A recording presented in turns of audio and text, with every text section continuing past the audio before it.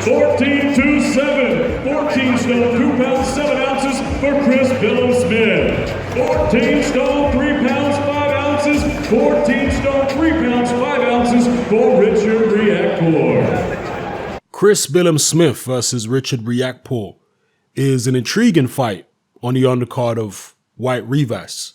You got two unbeaten British cruiserweight prospects, both 9-0, both with 8 KOs. Billam-Smith is 28 years old. Richard Riakporhe is 29 years old. So really evenly matched. Riakporhe is a couple inches taller at 6'5", Billam-Smith 6'3". Gonna be real interesting. I've seen a lot more of Richard Riakporhe than I've seen of Billam-Smith. In fact, looking through Billam-Smith's record, there are no names that I actually recognize, I have to be honest. So I have to say that Riakporhe has fought the better opposition, or at least the more recognizable opposition. Riakporhe, for example, fought Tommy McCarthy in his last fight. A lot of people know Tommy McCarthy. The fight before that, he fought Sam Hyde. Again, most people will know Sam Hyde. That was a real tough fight, actually, for Richard Riakporhe. I feel like he actually froze in the Sam Hyde fight. Really didn't get going until much later on in the fight, where he, managed to land a big shot on Sam Hyde's eye, and it ended up swelling up very, very badly. Riakporhe was behind on all the cards by the time he managed to get the TKO in that fight. I think it was in the 8th round. In his next performance against Tommy McCarthy, he was a lot better. But one thing I do have to note is that the Sam Hyde fight against the fellow prospect, that was at the Manchester Arena. So that was on a big stage. That was on the undercard of Alexander Usyk versus Tony Bellew. And when you're dealing with a relatively inexperienced guy like Riakporhe, sometimes the big stage can get to them more so than it will with more experienced fighters who have, hundreds of amateur fights. They've fought in front of big crowds before in high pressure situations. So you have to give Riakporhe a bit of leeway in terms of maybe he did freeze on a big occasion because he's never been on a big stage before.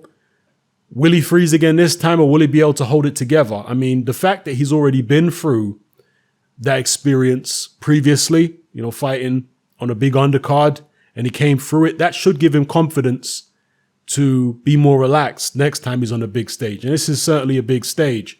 Now, as far as Chris Billam-Smith, he has actually fought on a big show in his second professional fight, and that was on the undercard of George Groves versus Jamie Cox, the World Boxing Super Series. I believe that was the first round.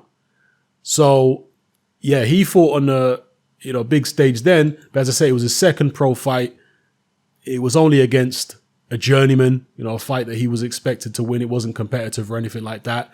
So will he be affected by the big stage? Chris Billam-Smith.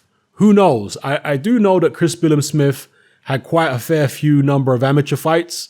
I don't know exactly how many. I don't know if he's had more amateur experience than Riakporhe. I'm going to guess and say that he probably did. So, but the amateur experience that Chris Billam-Smith had wasn't at a particularly high level. He was in the ABAs a few times, and to my knowledge, he never won the senior ABAs. So, decent domestic level amateur, but he didn't do anything internationally. That don't mean that he can't fight, of course. I mean, Tyson Fury wasn't, the top amateur in the world or anything like that. Although, Tyson Fury would argue that there was a lot of politics holding him back in the amateur game. But look what Tyson Fury went on to achieve. Same with Mike Tyson. Mike Tyson never achieved anything amazing on the international scene as an amateur.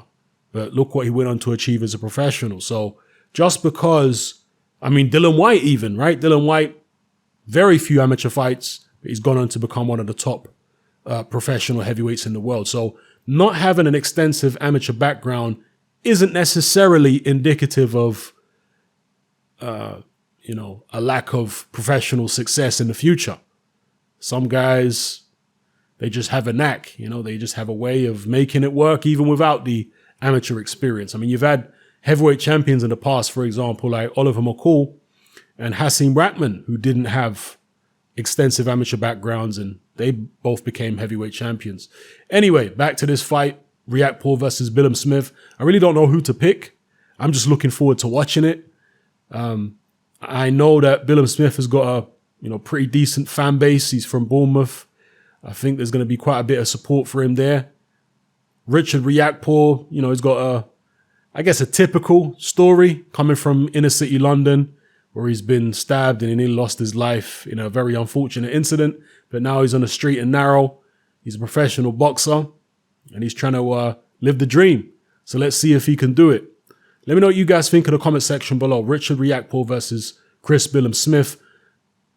When I checked the odds last time, I believe Riakporhe is a slight favorite. Not by much, it's marginal. Who are you guys putting your money on? Assuming you're betting people. And how do you see the fight playing out? You see, one of the reasons I feel this fight is so intriguing is because of the fact you've got two young, unbeaten guys. And as I said on numerous occasions in previous videos, that's normally when you get the most explosive action. I mean, the Daniel Dubois-Nathan Gorman fight turned out to be fairly one-sided because Dubois was just too strong and too good for Gorman. But while it lasted, it was explosive, right? It wasn't no tentative chess match or anything like that. There was explosive moments and drama in that fight, and it ended dramatically.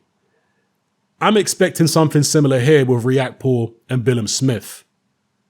Yeah, when you got young guy, it maybe not as much drama and not as much explosiveness as Dubois versus Gorman, because I don't think there's as much expectations on these two. They don't have as big a fan bases between them as Gorman and Dubois did. And that does make a difference, because when your fans are all egging you on and expecting so much from you, these young, unbeaten, cocky guys can go out there and get hot-headed about it. With Riakporhe and Billam-Smith, they're fairly far down the bill. They're not top of the bill or anything. So you might have a slightly more circumspect performance, but then again, who knows? But like I say, if I had to guess, if I had to bet, I would probably say that this fight will be a fiery matchup and that somebody's probably going down. Maybe both of them are going down. Let me know what you guys think in the comment section below. It's happening. I'm out.